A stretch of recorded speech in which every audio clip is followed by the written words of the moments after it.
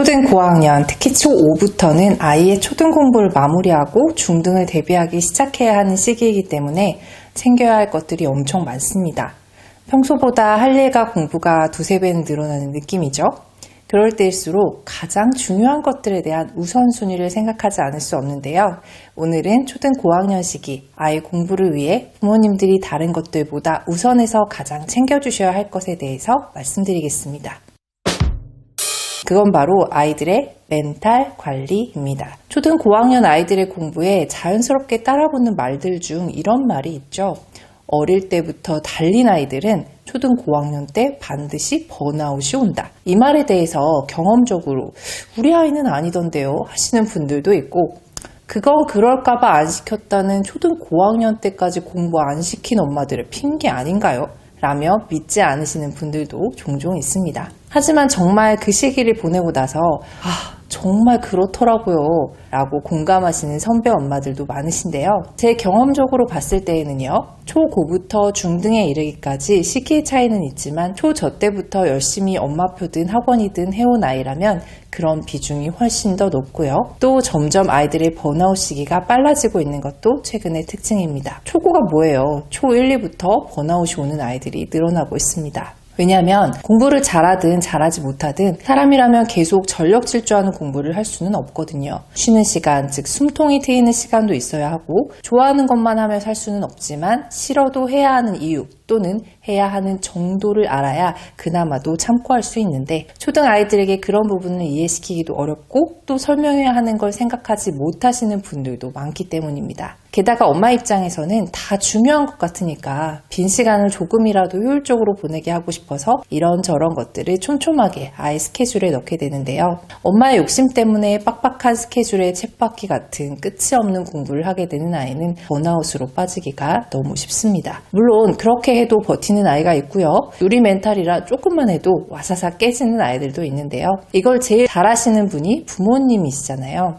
좋은 것도 아이 봐가면서 에바에 라는 진리를 우선은 절대 잊으시면 안 됩니다. 초등 저학년은 사실 번아웃에 빠진 멘탈 회복시키기가 상대적으로 쉽습니다. 일단은 다 멈추는 거에 대해서도 상대적으로 불안감이 좀 덜하신 시기니까요. 아이와 같이 교감하면서 많이 놀아주고 아이의 마음이 회복되는 상태를 봐가면서 전보다는 훨씬 적은 강도의 공부를 조금씩 시도하며 아이의 정서 회복을 도우시면 돼요. 물론 인내와 시간이 많이 필요하기 때문에 쉽다고는 할 수 없지만 가능하죠. 하지만 저학년에 나타나는 번아웃에 비해서 초고의 번아웃은 사춘기의 급격한 호르몬 변화와 친구들과의 상대적 비교로 자신의 객관적인 위치를 충분히 인지할 수 있는 나이기 때문에 그로 인한 불안감과 우울감이 동반되는 경우가 많아서 좀 더 심각합니다. 이때 제대로 만져주지 못하며 공부를 완전히 놓게 되는 경우도 많고요. 멘탈 교정 중에 부모와의 관계가 어그러지는 경우도 많아요. 아이가 힘들어한다면 일단은 그동안 해왔던 공부 방법과 양이 적절한지 아이와 함께 되짚어보는 것부터 시작하세요. 절대로 하기 싫다는 건 그만두게 할 수 없다면 우회하는 방법으로 타협을 보셔야 돼요. 예를 들어 수학 문제집 풀기가 너무 싫다면 연산이라도 꾸준히 하는 것으로 타협을 보는 것도 괜찮고요. 또 이해가 안 간다는 거, 너무 어려워서 하기 싫다는 것들은 조금 쉬운 단계부터 할 수 있도록 문제집, 인강 등의 공부 도구와 방법들을 바꿔주시는 거예요. 그리고 별표.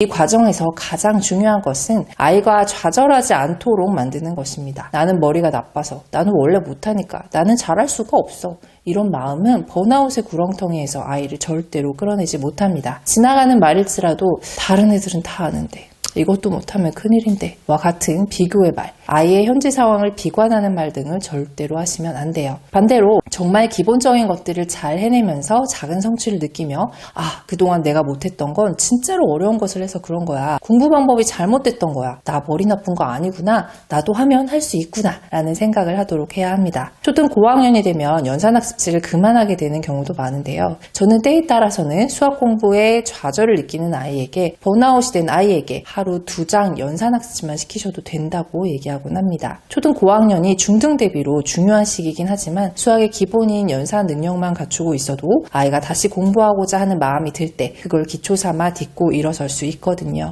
또 다른 과목 공부도 하기 싫다는 아이에게 그럼 각 과목 관련 추리, 퍼즐, 만화 같은 우리 아이가 평소에 좋아하는 것들이라도 푹 빠져서 해보면 어떨까로 타협하시는 것도 나쁘지 않다고 봅니다. 이런 도구들이 재미 요소가 많이 담겨서 깊이가 없다고 생각하시기 쉽지만 요즘 학습 만화, 각종 도구들, 사이트들 정말 잘 만들어진 것들도 많고요. 그렇게 읽은 재미있게 논 내용들을 배경 지식 삼아 그 다음 공부를 할 때 바탕이 될 수도 있습니다. 무엇이든 필요 없는 활동은 없는 거 아시잖아요. 그리고 항상 말씀드리지만 반드시 해야 하는 공부는 없습니다. 순서와 방법의 차이가 있을 뿐이고요. 중요한 부분이라면 12년 공부를 하는 와중에 다시 다룰 기회가 분명히 있고 시기를 놓쳤더라도 추천 방법보다는 80% 완성도일지언정 이것만 하면 된다라는 선택과 집중, 효율적인 방법도 존재하니까 지금 잠깐 쉰다고, 지금 잠깐 천천히 한다고 너무 조바심을 가지실 필요는 없습니다. 공부가 재밌는 사람은 없습니다. 공부가 재미없고 힘들기만 하는 순간 번아웃이 시작돼요. 공부 재미라는 게 딴 게 아니거든요. 공부 과정 중에 생긴 성취감, 자신감이 쌓이면 본인이 성장하는 레벨업되는 느낌을 갖게 된다면 그 다음부터 번아웃 없이 아이 스스로 쫙 달려나갈 수 있습니다. 우리는 옆에서 아이가 번아웃 온 이유를 같이 살펴봐주고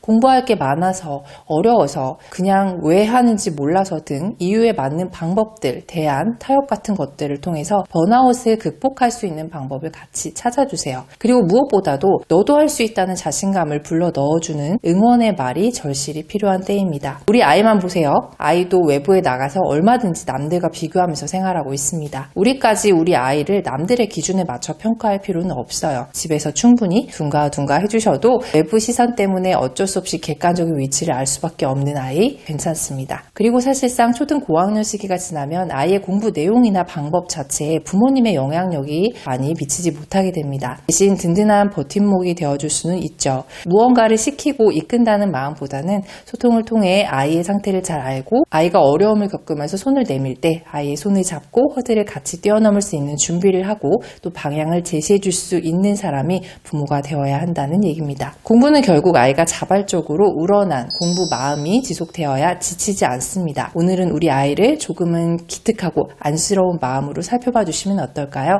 공감 가시는 내용이 있으면 댓글 달아주시고요. 저는 다음에 또 유익한 영상으로 인사드리겠습니다. 감사합니다.